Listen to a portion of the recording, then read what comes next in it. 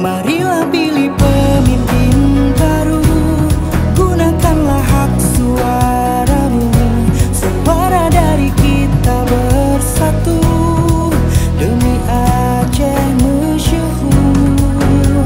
Langsung umum, bebas rahasia, jujur dan adil. Masa depan Aceh. Salam warga Kota Banda Aceh.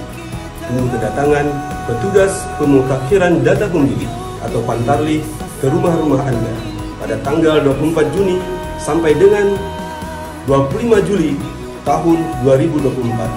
Persiapkan KTP dan kartu keluarga Anda. Pastikan nama Anda terdaftar sebagai pemilih di Pilkada Serentak Kota Banda Aceh pada Rabu 27 November tahun 2024. Terima kasih. Jangan lupa ke TPS.